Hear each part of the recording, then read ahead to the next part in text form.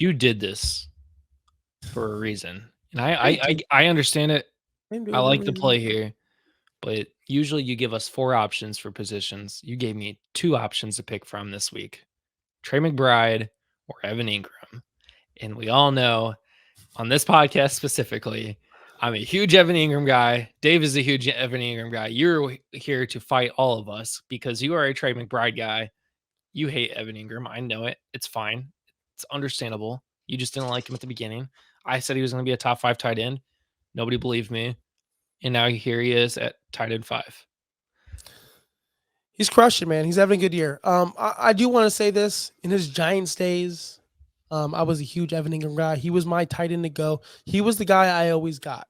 He was the guy I always drafted. He would have these terrible games and then awesome games and terrible games, kind of like what he's doing now. He drops a lot of passes. He's very inconsistent, but he's so good when he does have the ball in his hand. I loved Ingram his entire career. Why was I so adamant that he won't be this good this year? Because he's never done it back to back seasons. He's never been that consistent. I'm sorry. I'm just sorry. I was wrong. I was wrong. So It's go fine. ahead. Tell me why you're picking Evan Ingram. Okay, so let me give you some projections and some stats here. There again, another matchup here. We only pick the close ones that could actually be legitimate matchups, and hard decisions for you to make in your fantasy season, especially going into playoffs. They're both looking at about the same amount of receptions. 1 point up on Evan Ingram there. Both the same amount of yards. Both the same amount of touchdowns. Believe it or not, Evan Ingram had not scored a single touchdown this year until 2 weeks ago. Can you believe that, Josh? Like 2 Yeah. weeks ago against Cincinnati, he finally scored his first touchdown of the season, 9 for 9 on receptions. Last week, he won 11 for 12 on receptions with 2 touchdowns, 35 points, which was I think a career high for him. It might have just been a season high. I can't remember what I put on the graphic, to be honest with you. But it's going up against Baltimore this week, which is going to be a tough matchup. Baltimore is here to win. They're going up against the Jaguars, who are also there to try to get into the 1 seed. Baltimore's not going to play around with them. If Kyle Hamilton's back, I expect him to be on Evan Ingram a lot. Trey McBride, on the other hand, going up against San Francisco, who we know is also trying to get the number 1 seed. This is a tough matchup. I'm not going to lie. This is a really hard one. I want to pick Evan Ingram, but I don't know if I can just straight up pick Evan Ingram, which is probably surprising to you. The biggest difference here for me, even though Evan Ingram is getting more and more targets, we saw Zay Jones get like 12 targets last week. We saw Ridley get a bunch of targets. We see Evan Ingram get a lot of targets. We see Travis Etienne get a lot of targets. That's 4 guys getting lots of targets. Do you know how many guys there are to get targets on the Cardinals? 1. Trey McBride. Yes. And that's the difference right there. That is the difference. Would it surprise you if I told you, which you probably know, Evan Ingram has 701 receiving yards this season, 84 catches, and 3 touchdowns. Trey McBride, 610 receiving yards, not even that far away from your boy Ingram, 56 catches, and that's a pretty good amount. It's almost 30, 2 touchdowns. And he's played almost half the games Evan Ingram has played. Trey McBride has been an absolute menace on the field. He leads all tight ends with catches since he's been the starter.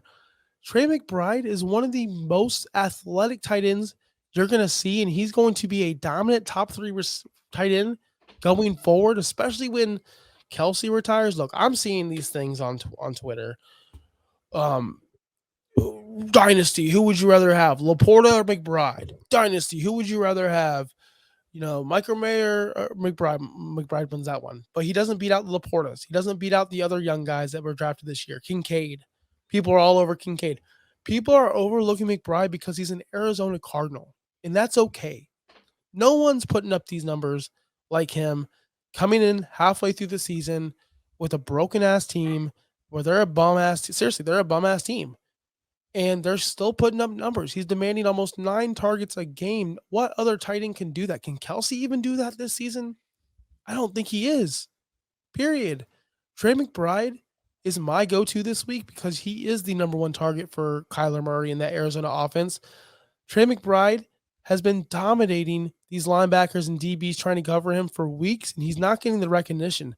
Evan Ingram's great too. He's a great option. Great option. But what you said matters.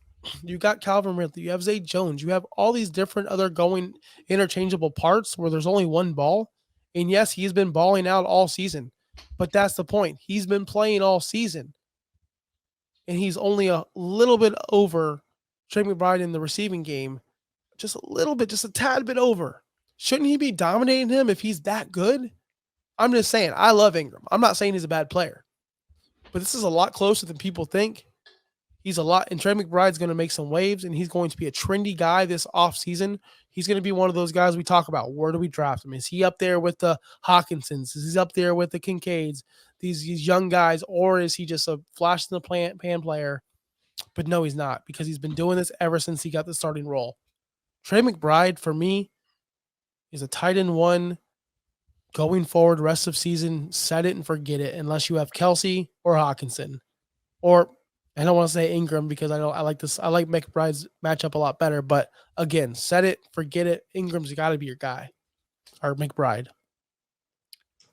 So I'm going to clip the part where you said Ingram's got to be your guy, and it's just done. I like it. The only thing that I worry about here, I love them both. They're great players. I just don't have Trey McBride anywhere because I have Evan Engram everywhere. San Francisco 49ers, they are the fourth toughest to get points for against the tight end position. If you're a tight end, if you're a tight end, Baltimore, eighth toughest. So Evan Engram technically has the better matchup against the defense. You mentioned all those weeks where Evan Engram wasn't, producing. He also wasn't, he was fighting up against 5 people. Now he's only fighting up against 4. I think Trevor Lawrence has found his reliable target. It's come late in the season. Again, he obviously trusts him a lot more. He's getting the most targets he's ever had all season right now. And of course, Sleeper had to go ahead and just close his thing there.